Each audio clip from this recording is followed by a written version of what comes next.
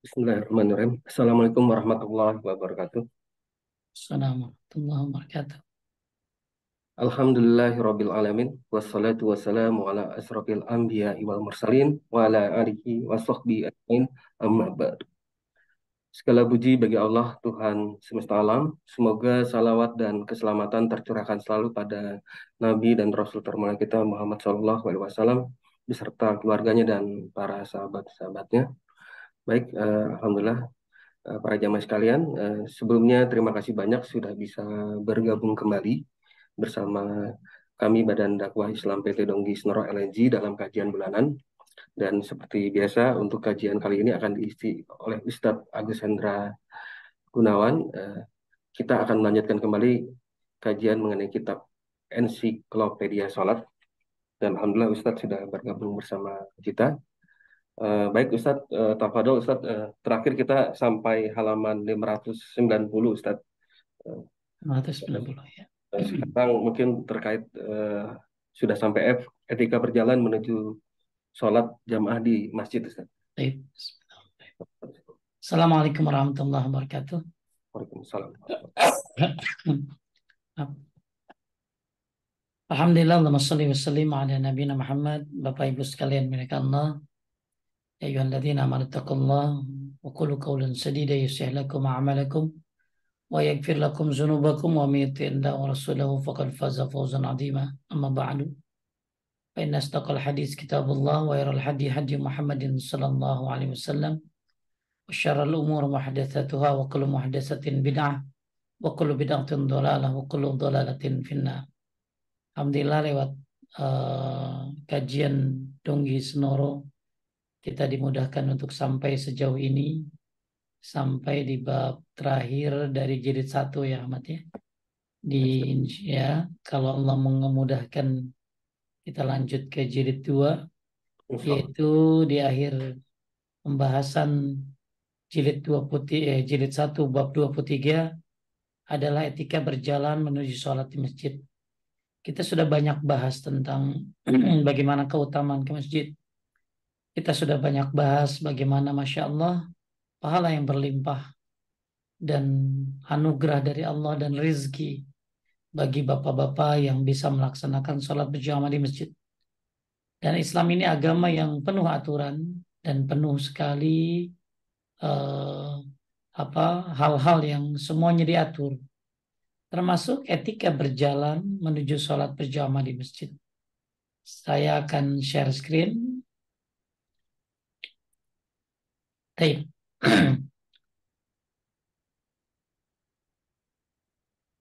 Kelihatan Ahmad? Kelihatan Ustaz. Baik. Silakan. F. Etika berjalan menuju sholat jamaah di masjid. Berjalan menuju sholat memiliki beberapa etika yang sangat penting, diantaranya sebagai berikut. Pertama, berwudu dan menyempurnakannya di rumah. Hal itu didasarkan pada hadis Ibnu Mas'ud. Tidaklah seseorang bersuci dan melakukannya dengan sebaik-baiknya, kemudian berangkat menuju ke salah satu dari masjid-masjid yang ada, melainkan Allah telah menetapkan baginya kebaikan bagi setiap langkah yang diayunkannya. Dengannya dia akan meninggikannya satu derajat dan menghapuskan darinya satu keburukan. Baik, ini yang pertama. Jadi yang bagus wudhu bukan di masjid, wudhu bagusnya di rumah. Kalau Ahmad mungkin kerjanya di kantor, ya wudhunya di pantry dulu kali. Wudhunya di kantor dulu, baru ke basement ke masjidnya. Nggak tahu ya kalau di itu kemana, Pondok Indah ya? Masjid Pondok Indah ya? Ya. Ah ya, lumayan itu jalannya itu. Jadi kantor di Pondok Indah kan sekarang? Iya, Ustaz. Ya, di itu yang bekas Erickson itu. Ya. Ya. Jadi ketika orang bukan nggak boleh wudhu di masjid ya, kalau memang dia kentut batal ya bagus wudhu di masjid. Tapi selagi dia mau memiliki keutamaan yang afdol, ada yang afdol, ada yang boleh. Yang afdol ya kalau mau sholat di masjid wudhunya di rumah. Dan dengan itulah setiap langkahnya diayunkan, ditinggikan satu derajat dan dihapuskan darinya satu keburukan. Ini yang pertama. Banyak kan? Insya Allah bapak-bapak yang memang suka ke masjid, ya sunnahnya berwudu di rumahnya. Kemudian yang kedua, menghindari bau-bau yang tidak sedap. Ya, tidak heran orang kalau ke masjid sebelah kita baunya nggak enak. Atau mungkin bukan sebelah kita, emang kitanya bau gitu dia. Ya, jadi bagus kalau mau ke masjid itu ya pakai minyak wangi sunnahnya buat laki-laki. Kemudian hindari makan-makan yang nggak boleh seperti bawang merah, bawang putih yang mentah ya. Ya, dan hal-hal yang memang berbau-bau. Ya, ini kan bawang merah, bawang putih contoh. Ada yang lebih bau daripada itu, jengkol. Hmm. Ya mungkin di Arab kan nggak ada jengkol kali ya. Pete, dan ada lagi malah yang lebih parah yaitu bau rokok. Ya malah bau rokok ini tentunya lebih kalau pete jengkol ya masih halal ya. Tapi kalau rokok kan enggak. Jadi dalam kitab Sahih Fikih Sunnah dibahas orang yang ngerokok lebih layak untuk sikat gigi, bersihin mulutnya, lebih bersih gitu ya daripada orang yang makan makanan seperti bawang putih dan bawang merah. Dari Jabir bin Abdullah radhiyallahu anhu Rasulullah sallallahu alaihi wasallam bersabda, "Man akala thuman aw basalan falyatazilna aw liyatazil masjidana wa yaqud fi baitihi." Artinya, Barang siapa makan bawang putih atau bawang merah, maka hendaklah dia menjauh dari kami atau menjauhi masjid kami dan hendaklah dia diam di rumahnya saja. baik. Jadi kalau ada orang yang habis makan-makan begini ya bukan berarti begini. Bukan berarti dia Tidak. akhirnya karena nggak mau sholat jamaah ya dia banyakin makan bawang gitu. Ya karena malas lah sholat jamaah gue main di rumah aja makan bawang ya biar apa biar nggak sholat jamaah. Nah, ini nggak bisa. Jadi orang ini menyengaja. Jadi kalau kita memang bau mulutnya sekarang kan nggak kayak zaman dulu ya. Zaman dulu ya mungkin pakai siwak.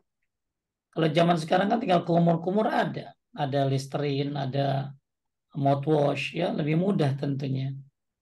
Maka ketika ke masjid supaya kita sempurna dan nggak ganggu orang ya, nggak enak amat samping kita bau ketek itu. Ya, ketika kita di sebelahnya kena kipas AC pas banget lagi, waduh, ya bisa muntah kalau yang nggak biasa. Maka jangan sampai kita jadi dosa buat orang. Nah, dalam sebuah riwayat Muslim disebutkan fa'innal malaikata tata'azza mimma yata'azza minhun lins. Bahwasanya malaikat merasa terganggu dengan sesuatu yang dapat mengganggu manusia. Jadi manusia aja keganggu, apalagi malaikat. Malaikat kan lebih dekat tentunya. Hmm. Ya, kita aja yang ada jarak, ya jarak kita cuma berapa senti, anggap 30 senti aja keganggu. Dengan bau mulut, kalau puasa sih mandi mending. Kalau sebelah saya bau ya. Terus ini Senin, saya berhusnuzon tadi. Oh puasa kali, itulah. Ya, tapi kalau Selasa bau, waduh. Makanya kita mau ke masjid ini bukan hanya untuk ibadah, tapi juga agar orang lain tidak terganggu dengan kita. Kemudian lanjut, udah ya, hampir hampir sama lah ya. Nomor tiga, Berhias dan berpenampilan baik. Hal itu didasarkan pada firman Allah, Hai anak Adam, pakailah pakaianmu yang indah di setiap memasuki masjid. taib. Selanjutnya, eh, khuzu zinatakum inda kulli masjid. Maksudnya adalah, wahai anak Adam, zina itu sebenarnya maaf, aduh.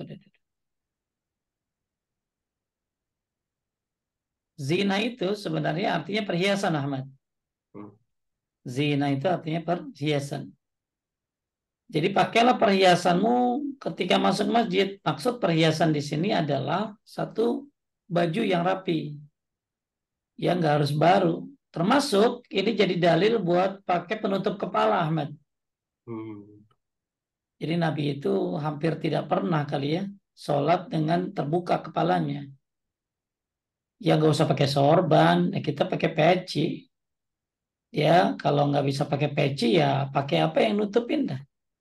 Jadi ini juga dijadikan dalil bukan hanya berpenampilan baik, tapi juga jadi dalil untuk pakai penutup kepala, ya peci, peci. Banyak orang ya peci kan dianggap ini mah budaya gitu loh. Nah, ada yang memasukkan ini kepada hayat ini. Makanya kalau misalnya mau ke masjid, saya pernah lihat sebuah masjid, ya itu amat begitu kita mau masuk masjid itu ada satpamnya. Jadi bagus ya kalau masjid-masjid besar yang memang ramai itu ada satpamnya. Satpamnya bukan jagain mobil, lihat penampilannya, lihat penampilan orang yang datang ke masjid. Kadang ada yang kan kita tuh kalau di masjid itu suka naruh apa sih TV gede. Hmm. Terus itu isinya hadis-hadis tentang adab-adab ke masjid. Ya tapi jarang dibaca. Maka yang bagus masjid itu ya ada penjaganya di depan. Kalau dulu kan ngituin COVID ya, ngituin apa suhu. Jadi ngelihat orang yang mungkin maaf celananya robek-robek, ditawarkan Pak, ada sarung di sana, silakan pakai. Ya, gitu lihat ada orang yang rambutnya dikuncir laki-laki, Pak maaf sunnahnya rambutnya dibuka ya. Jadi ada pengurus ada bajunya ya, jangan baju kayak Ahmad. Kalau baju kayak Ahmad kan nggak disangkain pengurus. Jadi ada lambang DKM-nya. Biar apa? Biar dia emang petugas gitu loh. Ya, jadi di masjid-masjid masih jarang yang kayak begitu tuh ya. Nah, saya pernah lihat juga ada begitu masuk masjid ada tulisan sebelum masuk perhatikan penampilanmu. Di tulisan itu ya. Bila penampilanmu layak, silakan lanjut. Kalau tidak layak, dikasih panah ke kanan, ke kiri, ya ke kanan. Panah apa? Di situ tempat rompi sholat, di situ tempat sarung. Maka jangan sampai kita sholat, misalnya ada orang sholat, kadang-kadang bajunya gambar-gambar. Atau bajunya banyak sekali tulisan-tulisan, ya. Ya memang, kenapa orang eh, baca tulisannya? Kan matanya ke bawah. Nah, kenapa dia baca? Kan Anda yang mancing gitu loh. Jadi bagus ketika kita ke masjid, perhatikan penampilan kita, penampilan anak kita, bajunya yang layak, pakai peci. Nah, termasuk tadi ya, ini masuk daripada berpenampilan baik ke masjid. Apalagi kita mau beribadah kepada Allah Subhanahu wa taala, masuk firman hadis, innallaha jamilun yuhibbul jamal. Allah itu indah dan menyukai keindahan. Maka buat para bapak, perhatikan penampilanmu. Jangan lagi sujud kelihatan comberannya.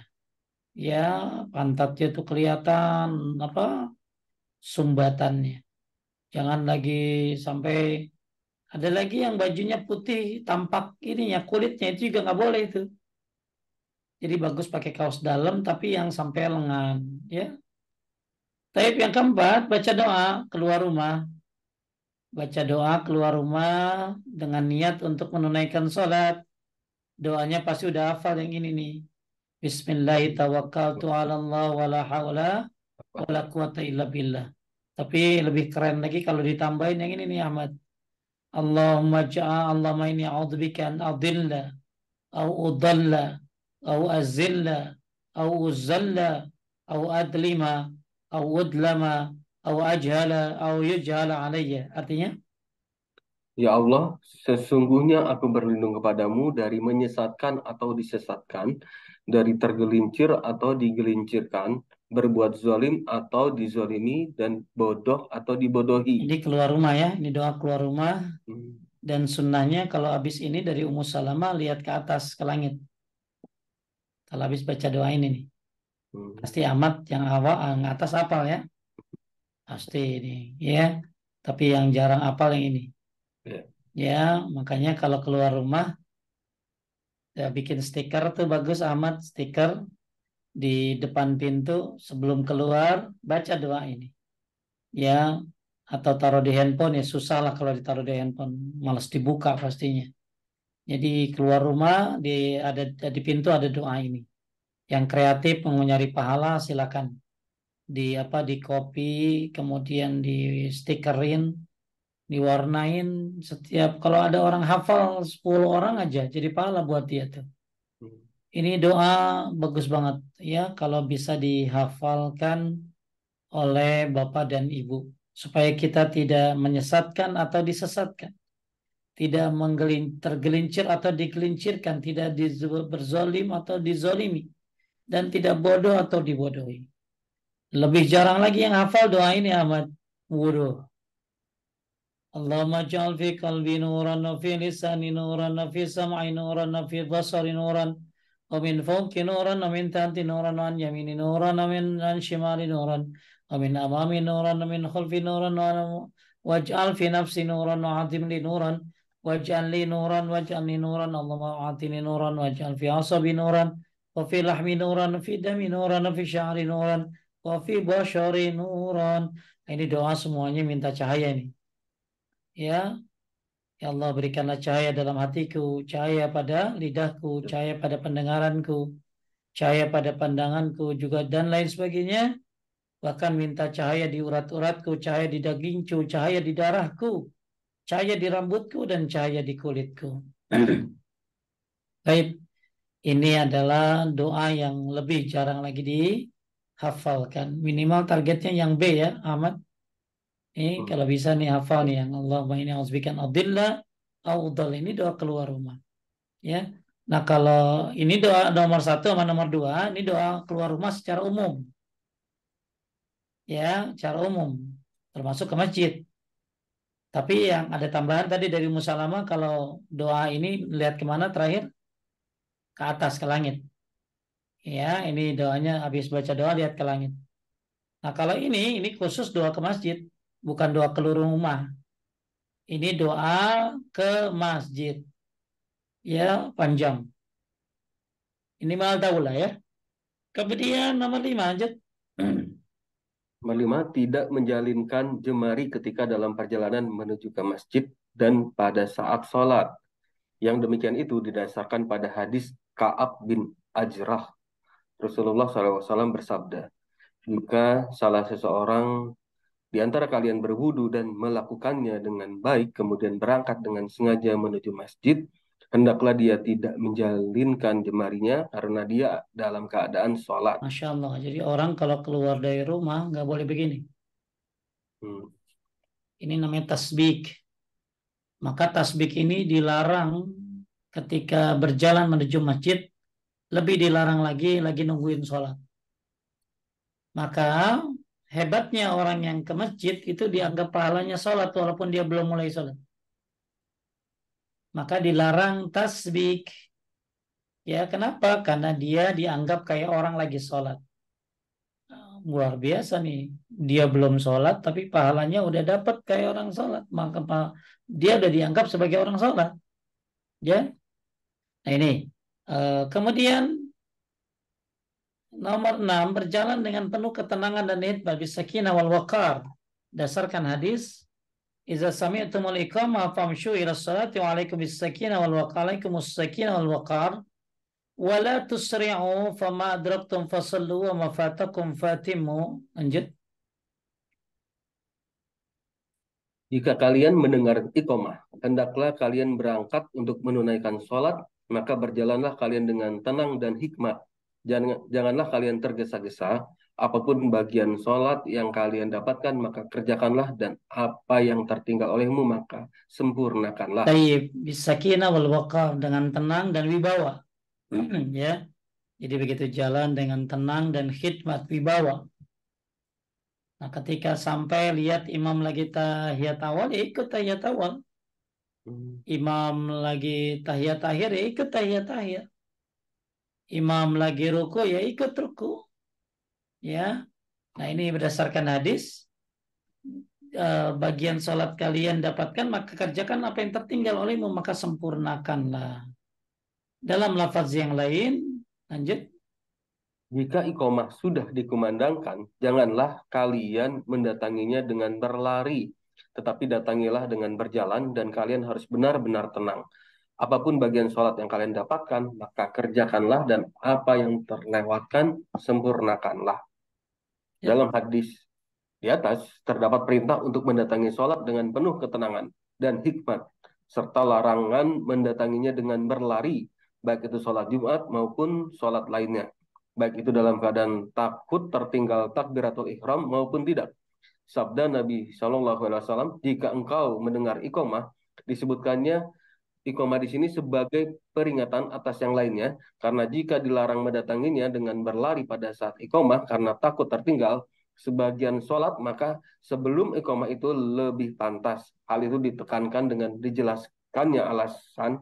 Beliau Shallallahu Alaihi Wasallam bersabda, karena sesungguhnya jika salah seseorang di antara kalian berangkat menuju sholat, maka dia sedang dalam keadaan sholat. Baik, jadi poin yang ketiga, yang keenam, berjalan pokoknya dengan tenang dan khidmat, apapun yang, bahkan ketika imam sudah selesai ya, Hmm, kita terlambat datang karena ada uzur sakit perut, maka kita dapatkan pahala jemaahnya, hmm, karena kita sudah terbiasa. Maka poin yang keenam, jalanlah dengan tenang dan wibawa. Jalanlah dengan tenang dan wibawa. Cuman biasanya banyak yang lari-lari ya. Banyak yang lari-lari. Apalagi sholat Jumat, Ahmad. hmm, Ya, sholat Jumat terlambat. Ya, lari-lari. Nggak enak banget kan Jumat masbuk. hmm. Jumatan masbuk gitu loh. Tapi kemudian hampir sama ya. Fa'inna ahadakum idza kana ya'bidu ila salat wa fi salat. Ya, karena sungguhnya seseorang di antara kalian berangkat di salat maka sedang dalam keadaan salat. Masya Allah, Anda sudah dapat pahala salat walaupun Anda belum salat. Maka dilarang melakukan tasbih. Kemudian lanjut Nomor tujuh, nomor 7. melihat kedua terompah atau sandal sebelum masuk masjid. Jika melihat ada kotoran pada keduanya, hendaklah dia mengusapnya dengan tanah.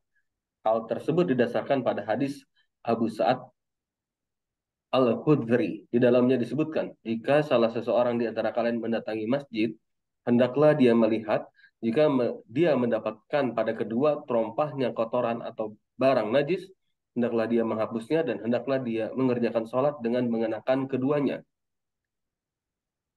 Penyucian kedua terompah itu dengan cara menghapusnya dengan tanah. Hal Jadi gini tersebut, Ahmad, kalau dulu kan belum ada karpet ya, ya, belum ada karpet, belum ada keramik, sehingga sholat masih pakai sendal, masih pakai sepatu. Maka siapa yang sholat pakai sendal dan sepatu, maka lihat di sendalnya sama sepatunya ada najis nggak?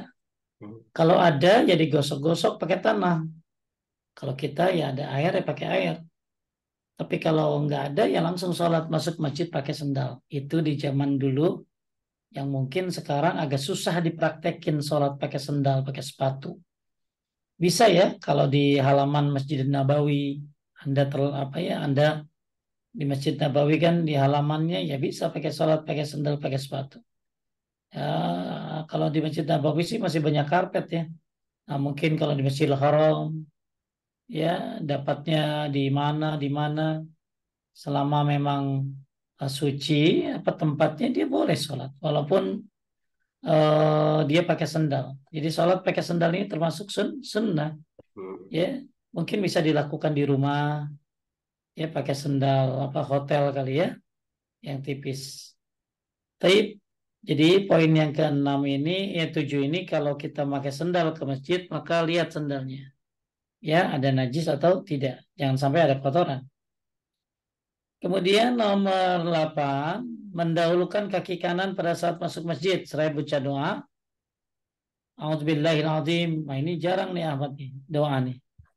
A'udzubillahil azim wa biwajhil karim wa sultanihil qadim minasyaitonir rajim.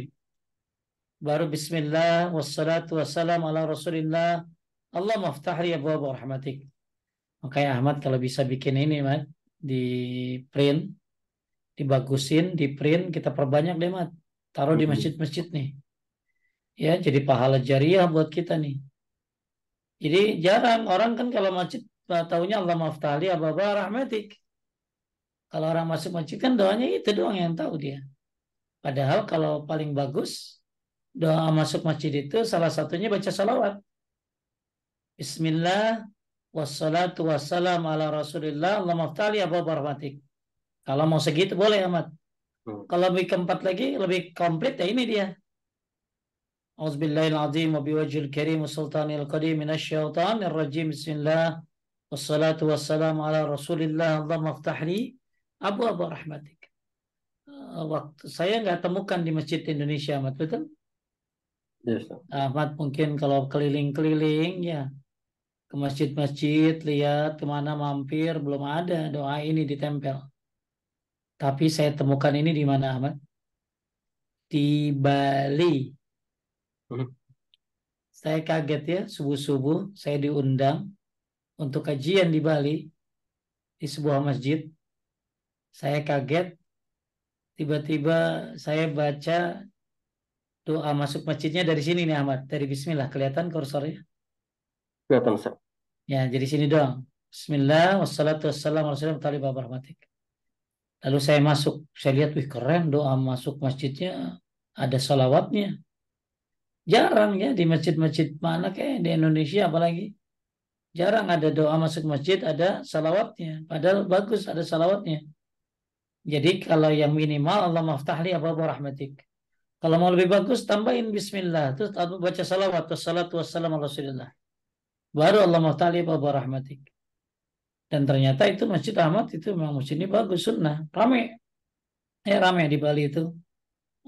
Kajian sunnah tuh ramai. Nah, itu adanya dari sini Ahmad. Bismillah wassalatu wassalam ala rasulillah warahmatullahi. Kalau Ahmad bikinnya enggak dari atas. Coba Ahmad, siapa yang bisa bikin nih desain desain Ica, siapa yang jago-jago, ayo bikin. Nanti serahin nama saya filenya. Nanti kita perbanyak. Kita taruh di masjid-masjid. Mudah-mudahan jadi pahala jariah. Ya. Nah, tapi itu ini ya masukin hadisnya riwayat siapa? Nih ada hadisnya ya dari catatan kakinya ada hadisnya nih. Taib kita baca bareng-bareng coba Ahmad. A'udzubillahil A'udzu azim billahil azim wa wa biwajhil biwajhihil karim karim wa wa sultanil sultanihil qadim qadim minasyaitonir minasyaitonir rajim. rajim. Bismillahi Bismillahi wassalatu wassalatu wassalamu ala wassalamu Rasulillah. Rasul Allahumma Allahumma ftahli abwaba rahmati. batik. Ya, jadi yang dari Bismillah wassalatu wassalam sudah saya temukan di Bali. Nah, mudah-mudahan yang dari awal nih, Auzubillahi'l-azim wa bijil karim. Ya, kalau misalnya memang Allah izinkan Bapak Ibu bisa bikin stiker, ya perbanyak tempel di masjid-masjid, maka semoga ini jadi amal jariah. Masya Allah ini menghidupkan sunnah namanya. Ya, dan ini adalah tablighus sunnati afdal ilal atau tablighus sunnati ilal afdal min tablighis siham ila nuhuril adu kata Ibnu Qayyim. Mengajarkan sunnah kepada umat itu lebih baik daripada ya daripada jihad. Maka bagus ya menghidupkan sunnah ini. Taib kaki kanan masuk masjid baca doa. Ya, coba tawarin tuh Ahmad sama desainernya. Siapa tahu bisa bikin nih. Ya, dibagusin, gak usah gede-gede, kecil aja. Kasih bingkai, hadisnya ditulisin riwayat siapa, ada terjemahnya. Ya, mungkin ukurannya bisa ukuran berapa ya 10 senti atau lebih. Mudah-mudahan ini jadi amal jariah menghidupkan sunnah. Kemudian juga lanjut jika Jika salah seseorang di antara kalian masuk masjid, hendaklah dia mengucapkan, Ya Allah, bukakanlah untukku pintu-pintu rahmatmu. Jika keluar, hendaklah dia mengucapkan, Ya Allah, sesungguhnya aku memohon karunia kepadamu. ini juga boleh ya Ahmad ya bukan salah ya. Cuman kita kan pengen ngidupin sunnah ya sehingga doa ini insya Allah doa ini mau udah pada apal orang ya. Tapi kalau doa ini kan jarang ini ya. Betul jarang? Jarang ini doa ini. Taib, ini yang ke-8, adab masuk masjid, dahulukan kaki kanan dan baca doa. Kemudian yang kesembilan, lanjut. Mengucapkan salam pada saat masuk masjid kepada orang-orang yang berada di dalamnya dengan suara yang terdengar oleh orang-orang di sekelilingnya. Hal tersebut didasarkan pada hadis Abu Hurairah radhiyallahu anhu. Rasulullah Shallallahu alaihi wasallam bersabda, kalian tidak akan masuk surga hingga beriman dan kalian tidak beriman hingga saling mencintai. Maukah kalian aku beritahu sesuatu yang jika kalian mengerjakannya kalian akan saling mencintai? Sebarkan salam di antara kalian. Cuman masalahnya Ahmad, Hmm. ganggu orang sholat apa enggak gitu. Ya, jadi ada ulama yang memakruhkan masuk ngucapin salam sama orang yang memang lagi sholat, ganggu gitu.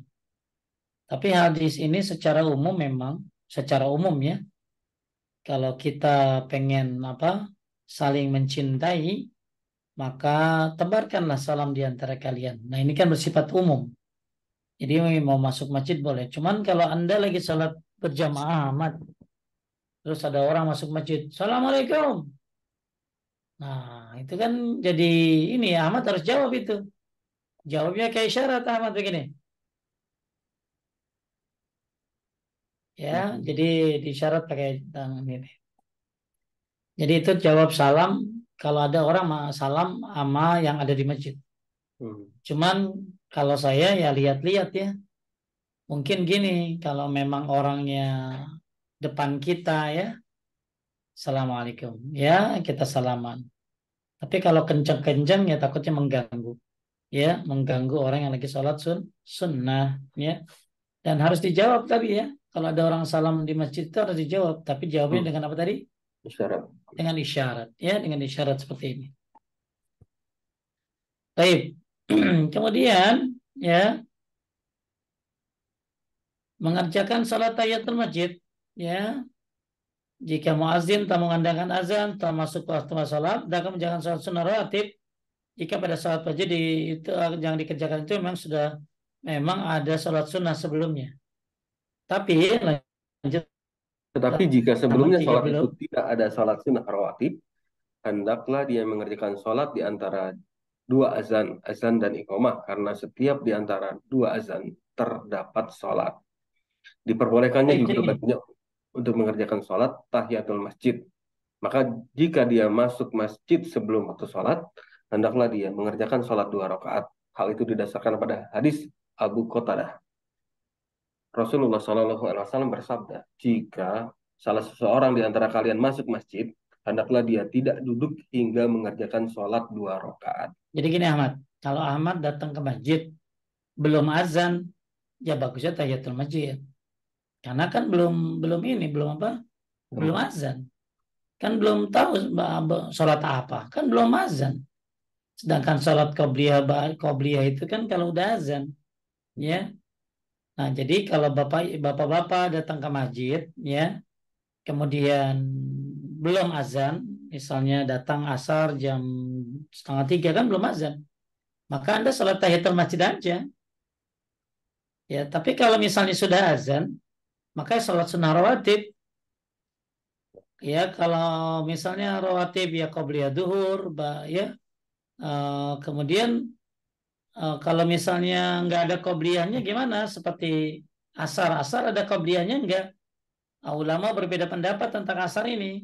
Ada yang menyatakan qobliyah asar ada. Rahimallah rajulan yusalli qabla al-'asyi arba'an. Allah merahmati orang yang salat sebelum asar 4 rakaat.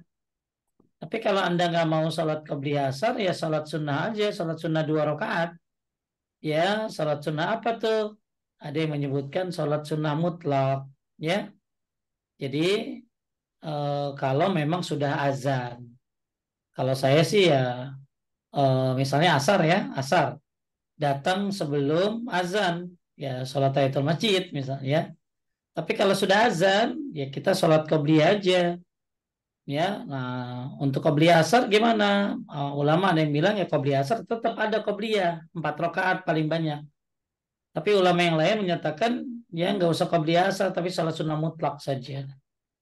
Jadi kalau saya ikut pendapat yang menyatakan ada qobliyah asar, ya. Tapi bukan muakkad, bukan ditekankan, bukan diharuskan, tapi boleh. Ya boleh. liman syaa. Kayak qobliyah maghrib, qobliyah isya. Jadi Bapak Ibu sekalian memuliakan Allah, kalau kita masuk masjid lalu sudah azan ya qobliyah saja. Maka qobliyahnya termasuk tahiyatul masjid pahalanya. Jadi kan jangan duduk sebelum dia sholat 2 rakaat. Berarti pokoknya sholat aja apa aja yang penting 2 rakaat gitu loh. Ya misalnya datangnya zuhur udah azan ya berarti qobliyah zuhur. Maka qobliyah zuhur Anda termasuk tahiyatul masjid. Nah, eh, ini yang poin ke-10 tentang mengerjakan salat tahiyatul masjid. Tapi Ahmad, kalau lagi khotib Jumat, kan azan tuh. Lebih baik Ahmad datang, lebih baik tahiyatul masjid atau dengerin dulu azannya. Tahiyatul masjid. Tahiyatul masjid. Ya, supaya nanti habis azan kita bisa dengerin khutbah. Karena kalau kita misalnya sholat lagi khutbah, misalnya kan habis azan pertama kan langsung khutbah tuh. Ya, kalau yang banyak di ini kan habis azan kan langsung khutbah. Nah, akhirnya kita ketinggalan khutbah. Makanya begitu datang ke masjid lagi azan, langsung sholat tahiyatul masjid. Kemudian setelah itu ya dengerin khutbahnya. Ini yang ke-10. Ke-11, jika melepas kedua sendal dalam masjid, hendaklah dia meletakkan kedua di antara kedua kakinya.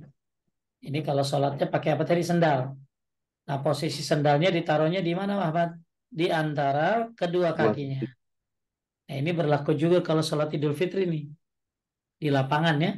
Hmm. Cuman kebanyakan taruhnya di mana, Ahmad? Belakang atau depan? Belakang atau depan? Banyakan di depan kali. Hmm. Ya, kebanyakan di depan. Ya. Bagusnya taruhnya di antara kakinya. Dua Ya, kaki. di antara kedua kakinya. Kemudian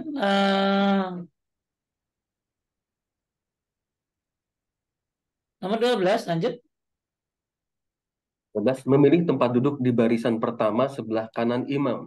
Jika mudah baginya melakukan hal itu dengan tidak mendorong atau mengganggu seseorang pun. Yang demikian itu didasarkan pada hadis Abu Hurairah radhiyallahu an bahwa Rasulullah Shallallahu alaihi wasallam bersabda, seandainya orang-orang mengetahui pahala yang terdapat pada seruan dan barisan pertama, kemudian dia tidak mendapatkannya kecuali dengan melakukan undian, niscaya mereka akan melakukan undian. Baik, ya. Jadi kalau orang tahu bagaimana apa Keutamaan keutamaannya, ya, keutamaan sop pertama, apalagi sopnya sebelah apa tadi? imam Sebelah mana? Sebelah kanan, kanan, kanan sebelah imam. kanan imam, ya. Maka orang akan melakukan undian, ya. Ini keutamaan soft di depan, apalagi sebelah kanan. Kemudian ini ada riwayat innallaha wa malaikata yusalluna ala mayaminis sufuf. Allah dan para malaikatnya berselawat atas orang yang berada di sebelah kanan. Jadi Bapak Ibu, sebelah kanan tuh habis imam, nah sebelah kanannya. Maksudnya di belakang imam sebelah kanannya. Ya, Hmm.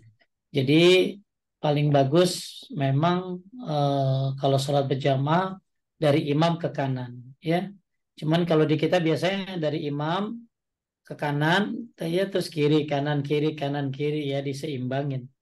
Padahal bagus kanan dulu. Dan para malaikat bersalawat memintakan ampun untuk orang yang berada di sop sebelah kanan. Kemudian duduk menghadap kiblat sambil baca Quran atau berzikir pada Allah. Kalau memang kan itu kan antara azan dan qomat. Hmm. Antara azan dan qomat Anda boleh pilih mau baca Quran, mau zikir, ya, atau mau doa. Kan doa yang mustajab bagus kapan? Antara azan dan qomat. Rasulullah Shallallahu Alaihi Wasallam bersabda, Inna likulli syai'in sayyidan wa inna sayyidal majalis qabalatul kiblah. Sungguh setiap sesuatu itu mempunyai keutamaan dan keutamaan orang duduk adalah arah kiblat. Ya, jadi bagus ya duduknya ngarah kiblat, jangan membelakangi kiblat atau menyamping ke kiblat. Tapi ini afdolnya. Bukan berarti kalau ada orang duduknya nyendernya ke tembok sebelah kanan, ya maka bukan berarti sholat jamaahnya nggak sah, ya. Jadi yang afdol eh, duduknya sambil nungguin sholat, sambil zikir, sambil doa, duduknya mengarah ke kiblat. Ke-14. berniat untuk menunggu sholat dan tidak mengganggu orang lain. Sebab dia masih berada dalam keadaan sholat, selama masih menunggu sholat, dia senantiasa dibacakan salawat oleh para malaikat, sebelum dan setelah sholat. Selama dia masih tetap berada di tempat sholatnya, hal tersebut didasarkan pada hadis Abu Hurairah, Nabi Shallallahu Alaihi Wasallam bersabda, seseorang hamba itu masih akan tetap dalam keadaan sholat selama dia masih tetap berada di tempat sholatnya untuk menunggu sholat. Malaikat berucap, ya Allah ampunilah dia, ya Allah sayangilah dia. Masya Allah. Ya, malaikat itu doain orang yang duduk di tempat sholatnya. Ampuni dia, Allah magfirlahu, Allah marhamu. Sayangi dia, ampuni dia, sayangi dia. Bahkan kata Ibnu Battal Ahmad, ini tobat yang paling gampang. Hmm. Tobat yang paling gampang. Jadi kalau orang tobat kan banyak baca istighfar dan lain-lainnya. Kalau ini enggak, nungguin doa malaikat aja. Asal habis sholat dia duduk. Apalagi dari maghrib duduk sampai isya. Maka malaikat doain terus, ampuni dia, sayangi dia, ampuni dia, sayangi dia. Bahkan dalam riwayat lain, ampuni dia, sayangi dia, terima tobatnya. Ya, terima tobatnya. Nah ini dia hadisnya. Para malaikat itu bersalawat atas siapapun dari kalian selama masih tetap tempat duduknya yang menjadi tempat sholat. Mereka mengucapkan Allahumma gfirlahu, saya ampuni dia, ya. Ya Allah sayangi dia, Allah marhamhu, Allah magfirlahu, ampuni dia, Allah matub alaih dan terima tobatnya. Maka malaikat terus berdoain dia selama tidak ganggu dan tidak batal. Maka kalau dia batal dan ganggu orang, berarti malaikat nggak ganggu, nggak doain lagi. Ini hebat ya. Bapak Ibu datang ke masjid, anggap bapak-bapak ya, salat Jumat. Tahiyatul masjid dulu, kemudian duduk masih ada 15 menit sambil nungguin khotib datang. Maka Bapak Ibu banyak baca doa, ya boleh nggak apa-apa. Tapi duduknya dia menghadap kiblat, ya sambil nungguin sholat Jumat, maka dia didoakan oleh malaikat. Dalam riwayat lain, ampun dia, sayangi dia, terima tobatnya. Hmm. Masya Allah, ini tobat yang paling gampang. Nomor 15, lanjut. Jika iqamah sholat sudah dikumandangkan, hendaklah dia tidak mengerjakan sholat kecuali sholat wajib. Hal itu didasarkan pada hadis Abu Hurairah. Nabi Shallallahu Alaihi Wasallam bersabda, jika iqamah sholat sudah dikumandangkan, tidak ada lagi sholat kecuali sholat wajib. Ya, iza kumentus salat fala salata dan maktubah. Jadi kalau udah komat, buat yang di masjid ya. Hmm. Kalau buat yang di rumah nggak ada nggak ada hubungannya. Jadi ibu kalau di rumah ya sholat bebas ya, nggak ada hubungannya kemana ke komat. Jadi ibu silakan sholat di awal waktu. Tapi kalau yang di masjid, lain lagi kalau Ahmad pengen sholat ke masjid, tapi sholat sunnahnya di rumah. Misalnya sholat sunnah di rumah kan lebih utama daripada di masjid. Ya, tiba-tiba komat. Allahu Akbar, Allahu Akbar. Sedangkan Ahmad kan pengen sholat di masjid, maka Ahmad batalin sholat kebliannya. Kenapa? Karena Ahmad pengen ke masjid, Hmm. gitu loh. Jadi kata Imam Nawawi, menyempurnakan yang wajib lebih utama daripada menyempurnakan yang sunnah. Hmm. Ya, jadi kembali lagi, ketika kita sholat di masjid itu bagus banget pahalanya gede. Tapi kalau yang sholat di masjid kadang-kadang kurang tahu adabnya. Kalau di kita sih ada timer ya Ahmad ya, ada timer. Sehingga orang kalau mau sholat qobliyah tuh sanggup nggak nih gitu loh. Kalau 2 menit masih sisa bisa nggak? Nah, yang masih bisa. Bisa, ya bisa. Tapi ya pontang-panting itu. Jadi kalau misalnya di kita kan ada timer, sehingga begitu lihat tinggal 2 menit lagi, 1 menit lagi, ya berarti nggak sholat qobliyah deh. Ya udah. Tapi kalau yang berarti dia nggak dapat qobliyah, tapi lebih menyempurnakan yang wajib. Nah sekarang Ahmad lagi sholat, Allahu Akbar, sholat qobliyah, zuhur. Tiba-tiba komat, maka batalkan. Kalau itu masih di rokaat pertama. Tapi kalau Ahmad udah rokaat terakhir, sudah mau salam, lagi tahiyat, maka dipercepat agar bisa berbarengan takbiratul ihramnya dengan imam. Karena menyempurnakan yang wajib lebih utama daripada menyempurnakan yang sunnah. Nomor 16, mendahulukan kaki kiri pada saat keluar masjid berbeda dengan saat masuk. Nah, sambil doa ini. Bismillah, wassalatu wassalam ala rasulillah. Allahumma inni as'aluka min fadlik. Nah, tambahin. Allahumma ashimni minasyaitonir rajim. Ya Allah, lindungilah aku dari syaitan yang terkutuk. Ya. Taib yang G, langsung udah selesai itu F ya, Ahmad ya. Yang F Hmm. selesai. Ada 16 poin. Orang kalau pengen adab 16 poin adab orang sholat berjamaah ke masjid. Nah sekarang kita masuk kepada bab yang G. Jamaah itu terdiri dari dua unsur yaitu imam dan makmum.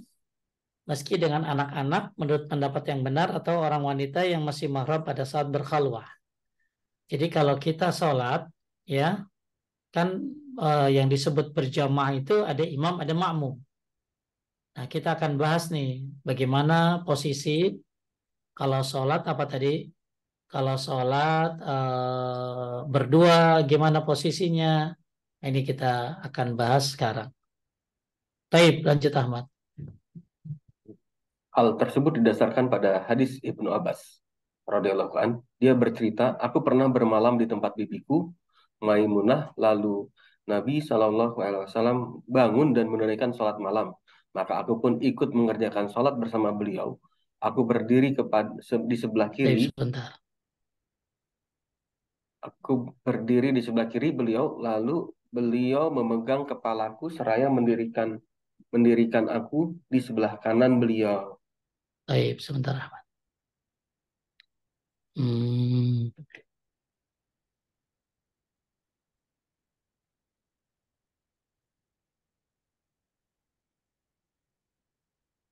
baik. Jadi ceritanya ini jadi dalil Ahmad bahwa Pak Ibnu Abbas ini dia pernah bermalam di rumah bibinya Maimunah. Maimunah ini istrinya Nabi ya. Nah, istrinya Nabi Sallallahu Alaihi Wasallam. Hadis tentang mandi junub termasuk dari Maimunah dan Aisyah. Lalu Nabi bangun dan sholat malam, maka aku pun ikut mengerjakan bersama beliau. Nah ini boleh Ahmad sekali-kali kalau sholat sunnah itu berjamaah. Sekali-kali ya. Misalnya suami istri tahajud barengan, sekali-kali boleh. Ya, sama anaknya boleh sekali-kali. Ya, tapi tidak jadi kebiasaan. Nah Ibnu Abbas lihat Nabi lagi sholat, langsung nemenin Nabi. Cuman posisinya salah Ahmad. Harusnya kan imam di mana? Sebelah kiri Imam di kiri, makmum di kanan. kanan. Nah ini Ibnu Abbas enggak. Dia di kiri, Nabi di kanan. Maka apa yang dilakukan Nabi? Nabi memegang kepalanya dan mendirikan di sebelah kanan beliau. Berarti diapain Ahmad? Bisa. Diambil palanya, ditaruh di sebelah kanan. Jadi apa maksudnya? Dibolehkan kita bergerak untuk sholat selama memang ini penting. Makanya kadang-kadang Ahmad suka ada yang berisik tuh di masjid anak-anak tuh.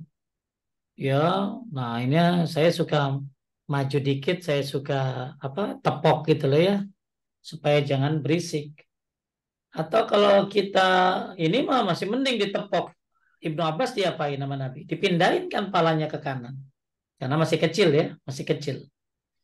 Jadi intinya boleh bergerak seperti ini boleh. Ya ada banyak dalil bergerak itu dibolehkan dalam sholat. Hmm. Termasuk mindahin anak kecil yang salah posisinya. Nah, Ibnu Abbas kan di sebelah kiri, Nabi di kanan. Nah, kan terbalik. Harusnya Nabi yang kiri, Ibnu Abbas yang di kanan. Ya. Nah, kalau lihat posisinya mungkin sebentar. Nanti kita lihat. Lanjut Ahmad. Dari Malik bin Al-Huwairits, bahwasanya dia pernah bercerita ada dua orang mendatangi Nabi Shallallahu Alaihi Wasallam sedang keduanya hendak melakukan perjalanan. Maka Nabi Shallallahu Alaihi Wasallam bersabda, jika kalian keluar berpergian, kumandangkanlah azan, lalu kumandangkan iqomah, kemudian hendaklah yang tertua di antara kalian menjadi imam. Ya, tua di sini tua yang memang mampu baca Al-Fatihah. Hmm. Ya, tapi kalau tua tapi bacanya jelek ya jangan. Tua zaman Nabi kan kayak Abu Bakar, itu kan tua tuh. Ya, nah sekarang ada orang tua, modal tua doang jadi imam bacaannya kacau, ya nggak boleh. Jadi eh, ada satu mazhab menjadikan dalil kalau orang yang imam itu orang yang tua. Maksudnya tua di sini ya tua berilmu tentunya. Tua yang baca Qurannya bagus. Kemudian juga dari hadis Anas, Nabi pernah masuk menemui Anas, ibunya setahu Ummu Haram, bibi Anas, lalu Nabi SAW bersabda, berdirilah kalian karena aku akan sholat bersama kalian. Sholat itu dikerjakan di luar waktu sholat wajib. Beliau pun mengerjakan sholat bersama mereka. Beliau menempatkan Anas di sebelah kanan beliau dan menempatkan kaum wanita di belakang mereka. Jadi kalau berdua posisinya sejajar. Tapi kurang lebih begini.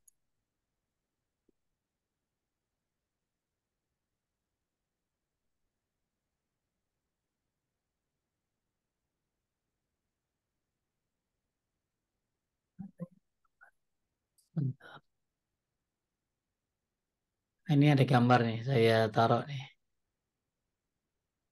Copy image.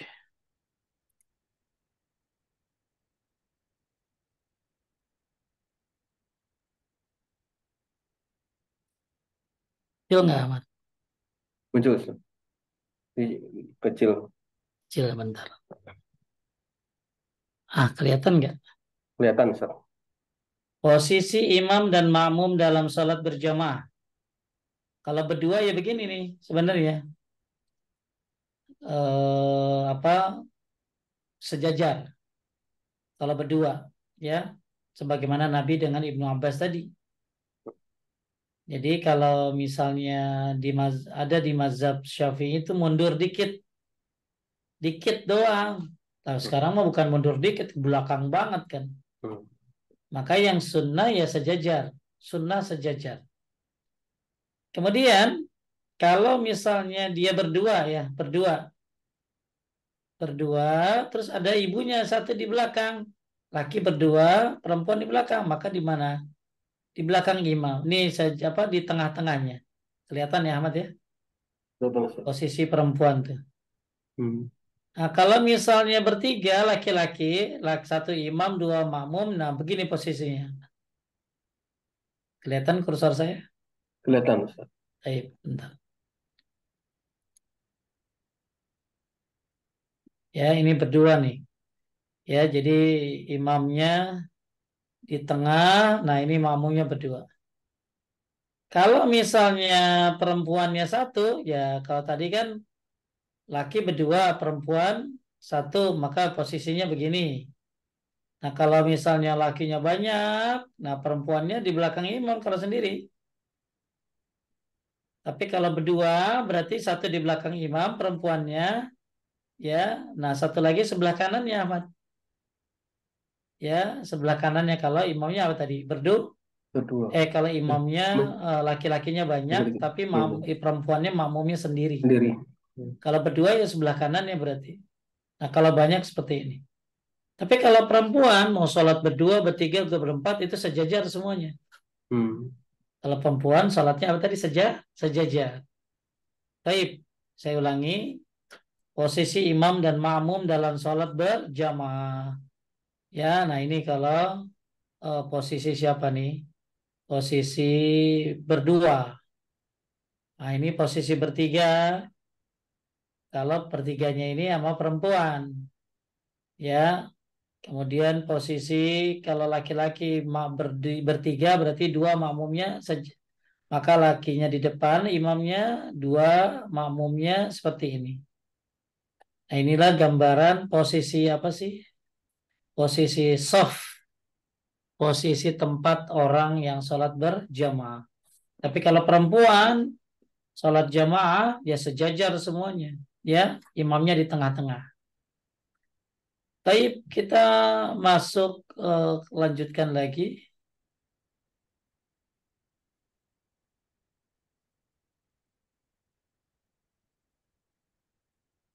Udah dihilang, kelihatan Ahmad? Belum, Ustaz. Oh, hilang ya share screen. Tadi ada share screen nggak? Tadi ada, Ustaz. Oh, tadi ada ya. Nggak yang gambar makmum. Nggak bermakmum tadi ada. Ada ya, ada. Mm. Baik. Nah ini nih ya. Jika seorang laki-laki bangun pada malam hari lalu dia bangun ke istri kemudian mereka berdua menjalankan salat 2 rakaat, keduanya akan dicatat sebagai orang yang banyak berzikir kepada Allah dari golongan laki dan perempuan. Kalau suami istri sholat berjamaah, tahajud ya boleh-boleh saja ya. Boleh-boleh saja dan posisinya tadi laki di depan, perempuan di belakang. Kemudian kecuali, nah ini ada kecuali nih. Lanjut.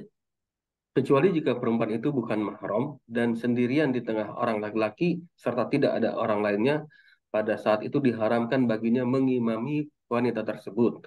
Hal itu didasarkan pada hadis Ibnu Abbas radhiyallahu an. Rasulullah Shallallahu alaihi wasallam bersabda, "Janganlah salah seorang di antara kalian berhawa berduaan dengan seorang perempuan kecuali dengan mahram." Yang benar. Yang benar adalah sahnya barisan dan imamah Gini, kecil. ini. Jadi kan ada ya orangnya, ada orang mungkin Ahmad kalau ke musola ada ibu-ibu sendirian, itu nggak boleh Ahmad berdua, Hmm. ya nanti salah paham lah gitu, ya, ya kan banyak tuh orang kalau maaf ya, kan pacaran mah dilarang atuh. Hmm. Ada orang pacaran, cowoknya jadi imam, perempuannya jadi makmum Hmm. itu berduaan nggak boleh, ya. Nah, sekarang gimana kalau misalnya laki-lakinya banyak ya Ahmad ya? Ya, Perempuannya sendiri. Menurut saya sih boleh, karena itu kan bukan berduaan. ya. Jadi yang nggak boleh itu laki perempuan berduaan nggak boleh.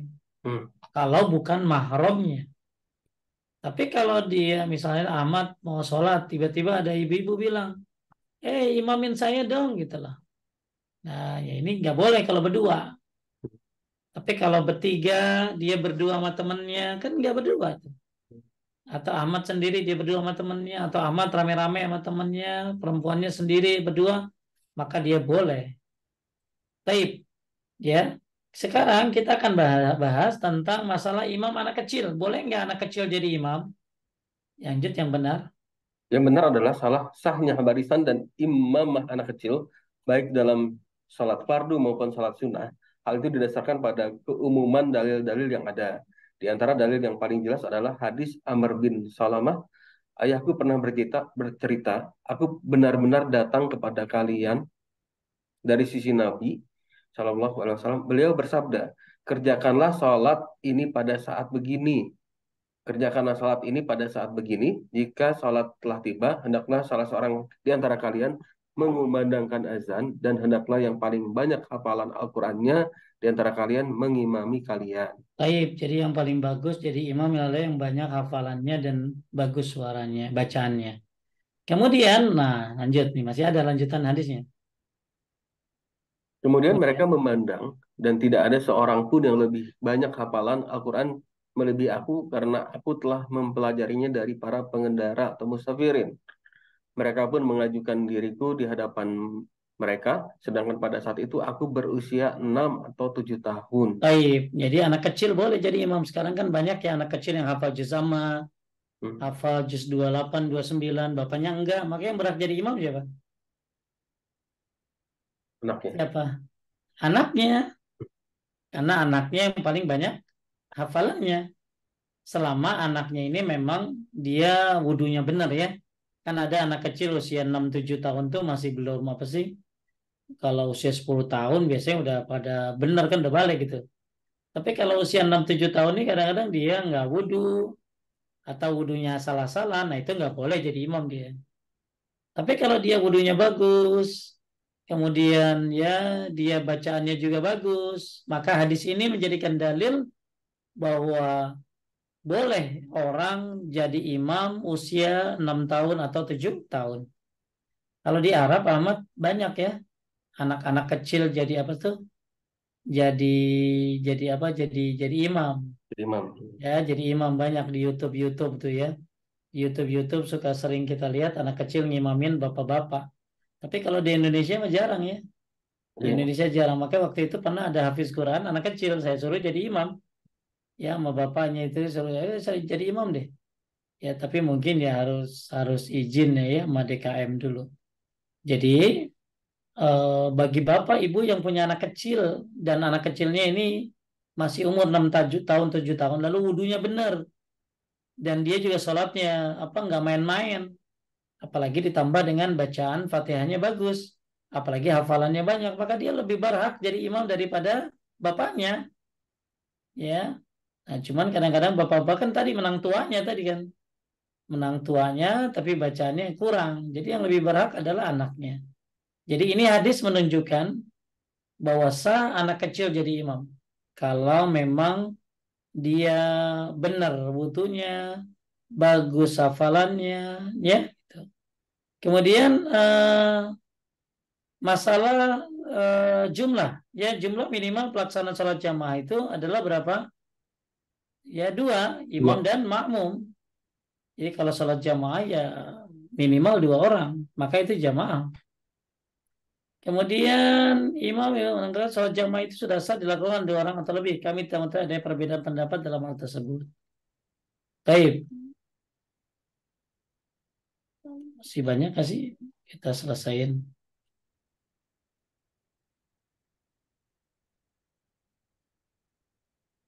Aduh, banyak ya amat ya. Coba kita singkat aja nih ya. Sampai mana tadi? Sekarang masalah H. Predikat salat berjamaah sudah diperoleh dengan perolehan kesempatan mengerjakan 1 rakaat dari salat jamaah yang dikerjakan bersama imam dan tidak dihitung 1 rakaat bagi orang yang tidak dapat mendapatkan ruku. Insya Allah udah pada ngerti ya Ahmad ya. Jadi orang dianggap dapat 1 rakaat kalau dalam jamaah kalau dia dapat ikut ruku sama imam. Ya, dia dapat ruku dari imam, maka dia dapat 1 rakaat. Makanya kalau kita terlambat sholat, imam lagi ruku, ada beberapa cara nih Ahmad. Satu, Allahu Akbar, Bismillahirrahmanirrahim, Allahu Akbar, langsung ruku. Kedua, Allahu Akbar, gak usah baca Bismillah, langsung Allahu Akbar, buat ruku. Allahu Akbar, Allahu Akbar. Yang ketiga, Allahu Akbar, langsung ruku Ahmad. Jadi dia menggabungkan antara takbiratul ihram dengan takbir ruku. Cuma syaratnya takbirnya di atas, nggak boleh begini nih. Allahu Akbar, nggak boleh. Jadi dia sambil takbir sambil ruku nggak boleh. Jadi takbirnya harus di atas. Allahu Akbar langsung ruku. Nah pernah juga ada sahabat Nabi yang sambil jalan ya. Dia dia apa kalau dia jalan ya ngikutin shaf, di imam akan naik dari ruku. Maka ini dia sambil ruku sambil jalan rukunya. Nah ini dibolehkan. Ya berruku sambil jalan. Ruku sambil jalan tapi dekat ya. Mungkin 1 meter 2 meter bukan dari tempat wudhu tentunya. Jadi ada namanya Abu Bakrah ya Abu Bakrah. Jadi kembali lagi Bapak Ibu, kalau orang imam melihat imam lagi ruku, maka kita bisa lakukan beberapa cara. Satu, Allahu Akbar, Bismillahirrahmanirrahim, Allahu Akbar langsung ruku. Yang kedua, Allahu Akbar langsung ruku. 2 kali. Allahu Akbar, Allahu Akbar. Yang ketiga, Allahu Akbar, lalu ruku. Yang penting takbiratul ihramnya di atas. Nah, ini menggabungkan antara takbiratul ihram dengan takbir ruku. Ya, yang keempat, dia ruku sambil berjalan. Ya, jadi kalau saya jalan 1 meter 2 meter lagi, imam naik ke atas nih, bangkit dari ruku, maka saya langsung Allahu Akbar, lalu saya ruku, lalu saya berjalan ke tempat shaf sambil ruku, itu dibolehkan. Jadi orang dianggap dapat 1 rakaat kalau dapat ruku. Tapi kalau Ahmad masuk ke masjid, imam lagi sujud, apa yang Ahmad lakukan? Langsung sujud, Ustaz. Langsung takbir, langsung sujud. Dapat rakaat? Tidak. Tidak, tapi dapat pahala. Pahala apa? Pahala 1 rakaat, satu kali sujud, 1 pahala kebaikan, dan ampunan 1 dosa. Jadi kalau imam lagi sujud, ikut sujud. Kita nggak dapat rakaat, tapi dapat ampunan dan dapat naik derajat. Dianggap dapat 1 rakaat kalau dapat rukunya. Nah, ini di poin H. Kemudian,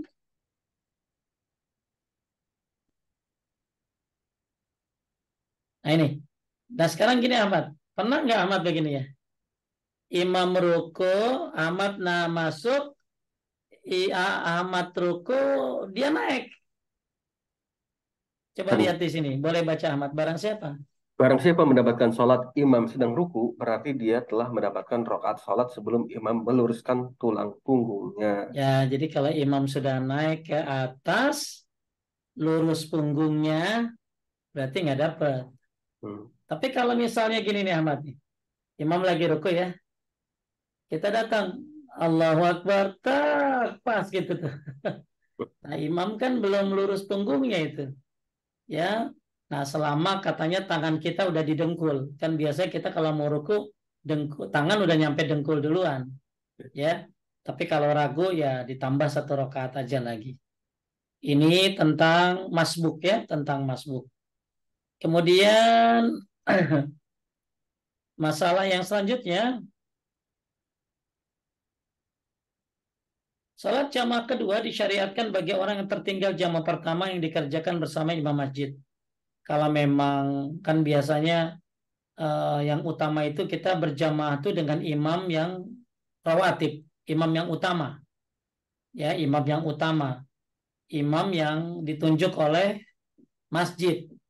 Maka salat jamaah ketika kita ketinggalan, ya boleh nggak ngadain salat jamaah kedua? Dibolehkan, ya dibolehkan.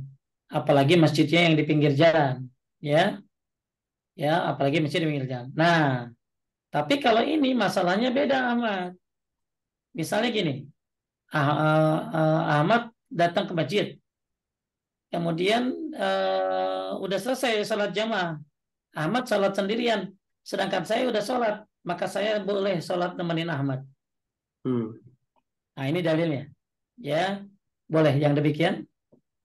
Ya, demikian itu didasarkan pada hadis Abu Sa'id radhiyallahu an bahwasanya Rasulullah SAW pernah melihat seseorang mengerjakan sholat sendiri.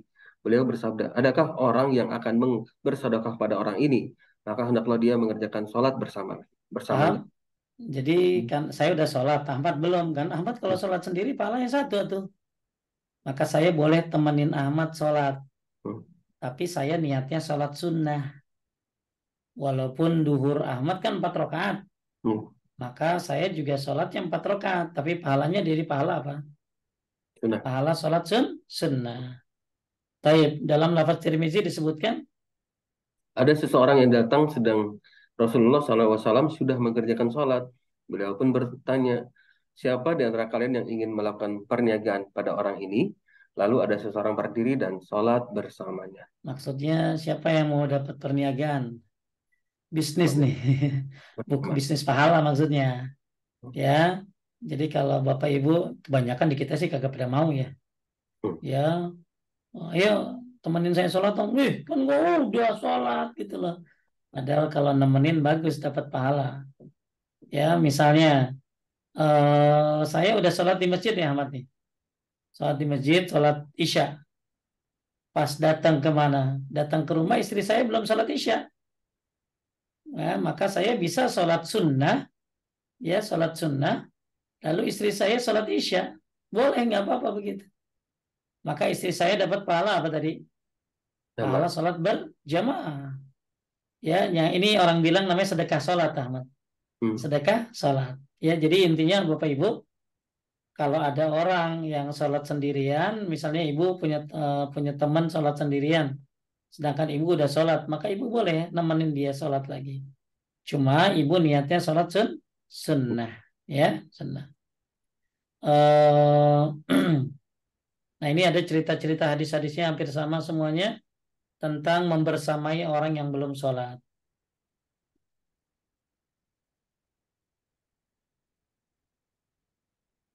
Kenapa? Supaya orang tadi dapat Derajat. 27 derajatnya, ya.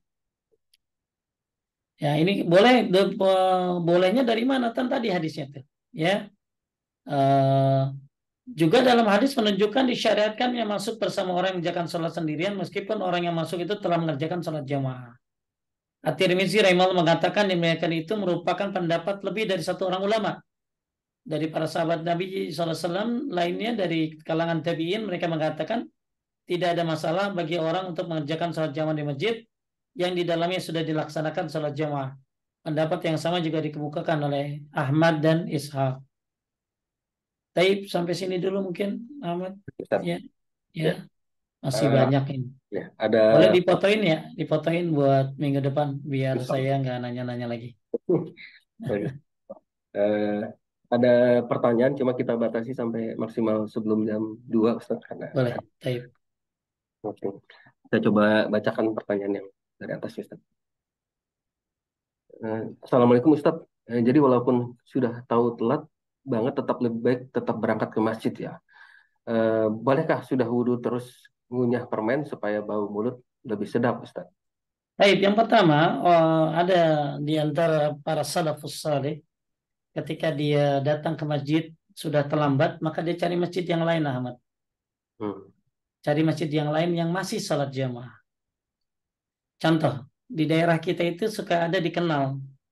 Ada yang nungguin sholat itu sampai 15 menit, ada yang 10 menit. Betul nggak? Hmm. Ya, kalau di tempat saya 15 menit. Maka ketika misalnya ya, saya terlambat, Ahmad terlambat di masjid dekat rumahnya. Lalu Ahmad masih dengar ada orang yang masih sholat berjamaah di masjid sebelah sana. Maka Ahmad datangin. Itu yang pertama. Ya, jadi Anda silakan cari masjid yang lain yang masih Anda yakini masih melakukan sholat berjamaah. Ya, jadi kalau kalau kedengaran kan kadang-kadang kan suara masjid di kita kan suka kedengaran tuh. Allahu Akbar. Nah, Anda langsung cabut ke masjid itu. Kalau di masjid Anda sudah selesai. Yang kedua, Anda bisa sholat berjamaah di masjid kalau ada temannya Ahmad. Sesama yang terlambat. Itu lebih baik di masjid. Hmm. Karena ada temannya. Tapi yang jadi masalah kalau nggak ada temannya gimana?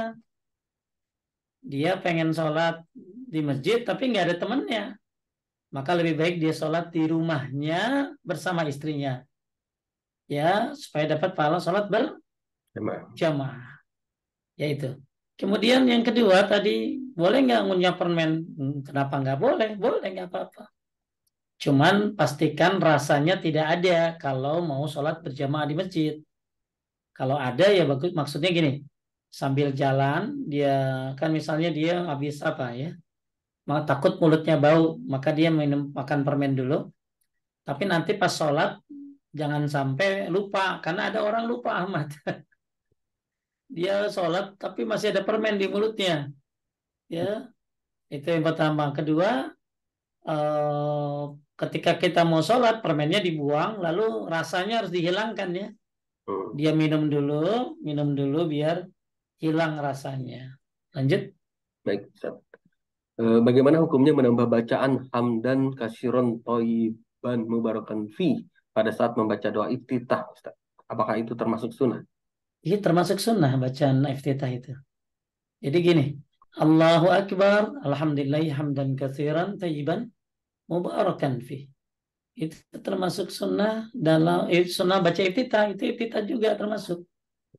Jadi iftitah itu kan banyak. Nah, termasuk itu bacaan iftitah termasuk. Ya, jadi Bapak Ibu itu ada di bab apa? Sebentar di bab 18 kalau nggak salah ya. Ya, tentang doa iftitah. Taib sambil ini sebentar nih. Ada yang nanya lagi sambil nyari? Yang ada Ustaz. Bagaimana dengan sholat sunnah wudhu, Ustaz? Lebih baik dahulukan sholat tahiyatul masjid atau sholat sunnah wudhu, Ustaz? Kalau masuk ke masjid, jadi gini ya, Ahmad ya. Yang namanya sholat tahiyatul masjid itu, Bapak Ibu, halo,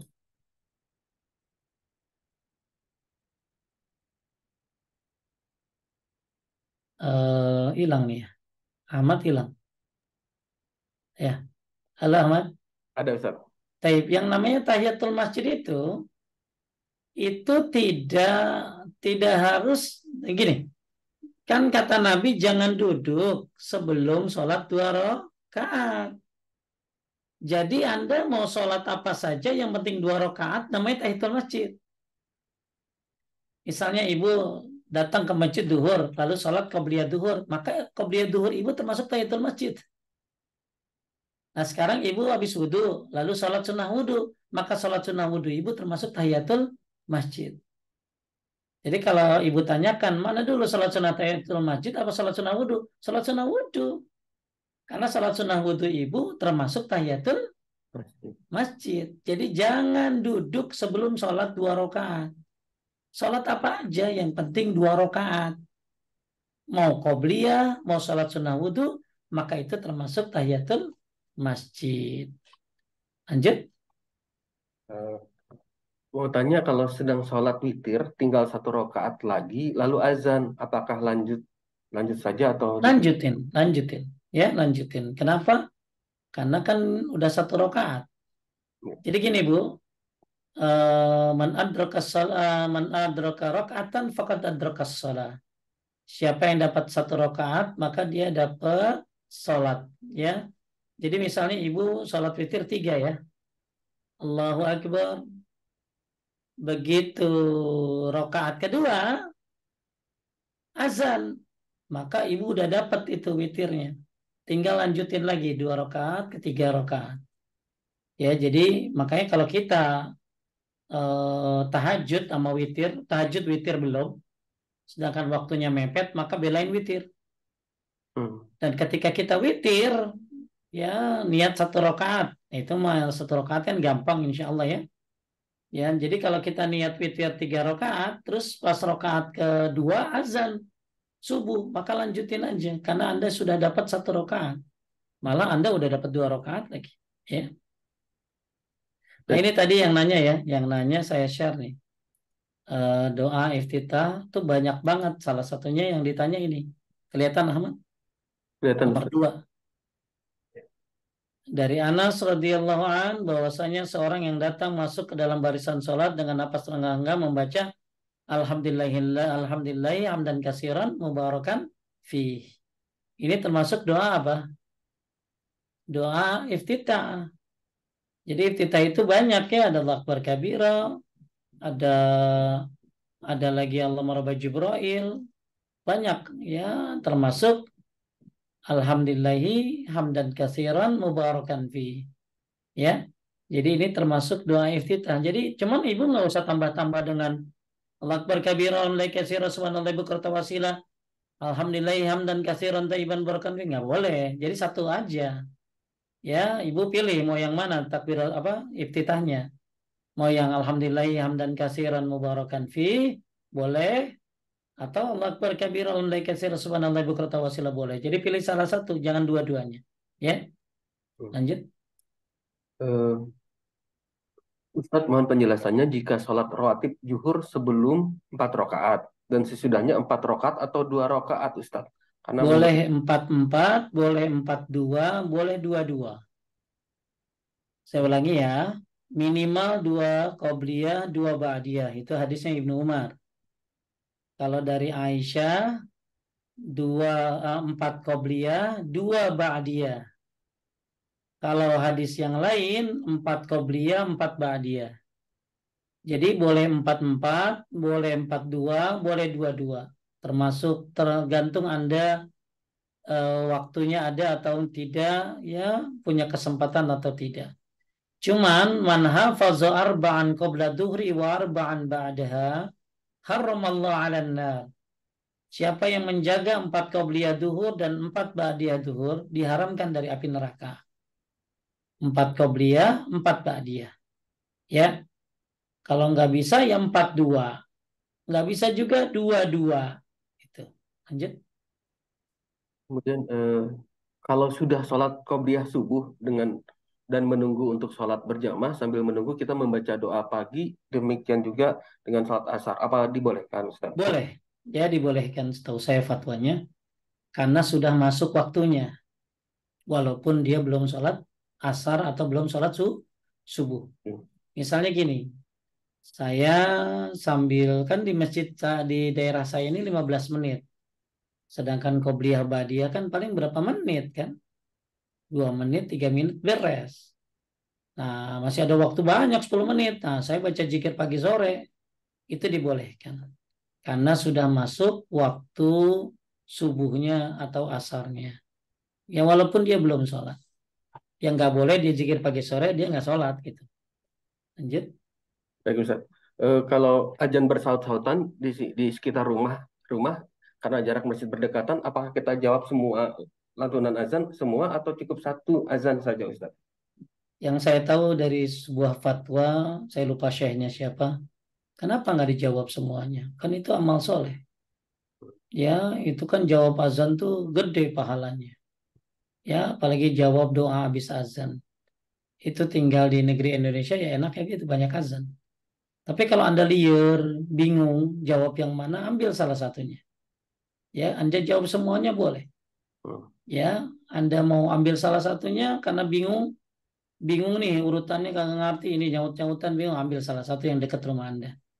Ya, jadi dijawab semuanya boleh. Jadi saya pernah waktu itu dengar sebuah fatwa. Ya, apa susahnya menjawab semuanya? Kan amal soleh. Intinya boleh menjawab semuanya yang Anda dengar dari azan. Walaupun bersaut-sautan, silakan. Tapi kalau Anda pusing, bingung, ya ambil salah satu. Lanjut. Kalau seandainya kita sudah wudhu, mau sholat, tapi ternyata anak nangis dan menyusui, apakah boleh setelahnya melakukan sholat Ustadz tanpa wudhu kembali? Boleh, nggak apa-apa. Kan menyusui nggak batal. Ya. Kecuali dia sambil menyusui kentut gitu loh. Itu batal baru. Hmm. Jadi kalau dia menyusui mah nggak batal ya. Yang batal itu kan karena memegang kemaluan, keluar dari depan dan belakang, kotoran, najis, tidur pules, makan daging onta, itu batal tuh. Pingsan, ya, murtad, itu batal. Tapi kalau nyusuin nggak batal ya. Lanjut. Eh, Bagaimana posisi sholat berjamaah diimami suami dengan makmum anak laki-laki, istri, dan anak perempuan dengan kondisi ruangan yang sempit, Ustadz. Jadi tidak seperti seperti Ustadz jelaskan tadi. Oh gitu ya. Yang penting ibunya nggak di depan lakinya. Ya mungkin secukupnya ya, semampunya. Jadi yang penting kan anak ibu laki satu kan? Ya, laki satu. Berarti kan sejajar kan? Ya. Sejajar sama suaminya. Nah ibu nggak bisa di belakang suami ya karena posisinya kecil musolanya. Tapi bisanya di sana tuh di pinggir karena mungkin manjang gitu loh. Maka yang penting ibu jangan melebihi soft laki-laki. Jadi atur kalau memang nggak bisa ideal. Jadi ada yang afdol, ada yang boleh. Yang afdol suami sama anak sampingan, ibu di belakang di antara keduanya. Tapi kalau yang nggak bisa, mubah, boleh aja ibu ambil posisi di belah kanan, kiri, sesuai dengan tempat yang ada. Yang penting posisi soft ibu tidak melewati suami dan anak. Lanjut. Hmm, Jika ke masjid jam 9 pagi mau kajian, apakah kita sholat sunnah 2 rakaat dengan niat sholat duha sudah termasuk tahiyatul masjid itu? Sudah termasuk. Ya. Jadi tidak harus sholat tahiyatul masjid itu dikhususkan, tidak. Bisa Ya. dikhususkan kalau hari Jumat kan Ahmad ya. Karena Ya. Jumat itu kan nggak ada qobliyah Jumat. Maka Ahmad bisa tahiyatul masjid niatnya. Tapi kalau ada duha, ibu sholat duhanya sudah termasuk tahiyatul masjid. Lanjut. Ada 3 pertanyaan lagi Ustadz, dan Ya apa-apa. tapi tinggal beberapa menit lagi mungkin cepat aja kali ya. Tapi Apakah disunahkan jawab azan di aplikasi Ustadz? tidak. Yang azan dijawab itu yang live. Oh, yang live. Azannya yang langsung live, bukan langsung ya live. Benar-benar azan. Bukan aplikasi. Enggak. Ya, lanjut. Jika setelah hubungan intim, kemudian istri beberapa jam kemudian haid, Ustaz, belum mandi junub, apakah istri tetap wajib mandi junub, Ustaz? Ada dua pendapat. Pertama, dia mandi junub dulu, lalu kemudian setelah suci haidnya dia mandi haid. Hmm. Jadi dia mandi dulu, mandi junub. setelah hubungan, lalu kemudian kan head kan lama kan, maka nanti 5 hari kemudian baru mandi mandi headnya. Pendapat yang kedua, dia nggak usah mandi junub, nanti digabungin sama mandi haid. Jadi mandi junubnya digabungkan dengan mandi mandi haid. Saya lebih suka ibu mandi junub dulu, lalu kemudian nanti setelah suci mandi haidnya baru. Ya, terakhir Ustaz, Hmm. bagaimana dengan sholat yang pindah-pindah posisi di masjid Ustaz? Seharusnya Nggak seperti apa? seharusnya bagaimana Ustaz? Taib. Jadi gini, salat pindah-pindah itu, jadi dia boleh nggak pindah. Kan salat pindah-pindah itu kan jadi saksi nanti, ya. Jadi saksi yauma izin tuhaddisu akhbaruha. Tapi dia boleh nggak pindah-pindah asalkan habis sholat dia membaca zikir. Misalnya gini, Ahmad, Assalamualaikum warahmatullahi wabarakatuh, Assalamualaikum warahmatullahi wabarakatuh, Astagfirullah, astagfirullah, astagfirullah, mantasalam, kasam, tabarak, taizal, jalal, ikram. Nah, Ahmad boleh sholat di tempat itu, nggak usah pindah-pindah. Hmm. Karena sudah diputus dengan zikir. Ya, tapi kalau Ahmad habis sholat, Assalamualaikum warahmatullahi wabarakatuh, Assalamualaikum warahmatullahi wabarakatuh, pengen langsung sholat ba'diyah. Karena buru-buru, nggak pakai zikir-zikir, nggak pakai istighfar, Ahmad harus pindah kanan kiri dikit depan belakang atau apa. Pindah Hmm. kanan, pindah nggak harus pindah jauh ya. Yang penting bergeser kanan sedikit, kiri sedikit, atau mundur dikit, atau maju dikit. Atau dia nyari tempat yang khusus silakan. Tapi kalau Ahmad udah zikir, istighfar, sudah baca Allah manta salam, nggak usah pindah-pindah, nggak apa-apa. Hmm. Karena sudah diputus dengan berbicara. Berbicara di sini maksudnya apa? Zikir. Ya, itu. Baik Ustaz, sudah Baik, alhamdulillah. selesai. Tidak ada pertanyaan lagi. Baik, Bapak Ibu sekalian melakukan Allah, alhamdulillah semoga bermanfaat. Insya Allah nanti kita lanjutkan. Tolong dipotain nama tadi ya. Ya, nanti saya klik Ustaz. Dipotain sampai mananya. Nah, Baik. Insya Allah nanti kita ketemu lagi di bulan depan. Semoga Allah berkahi Donggi Senoro, Allah Amin. berkahi rezeki para karyawannya, Allah mudahkan dalam mencari ma'isyahnya, dan Allah mudahkan dalam beribadah, dalam sehari-harinya dan menuntut ilmunya. Kita tutup dengan doa kifaratul majelis. Subhanaka Allahumma bihamdika asyhadu an la ilaha illa anta astaghfiruka wa atubu ilaik. Assalamualaikum warahmatullahi wabarakatuh. Waalaikumsalam warahmatullahi wabarakatuh. Syukron Ustaz. Jazakallah. Iya.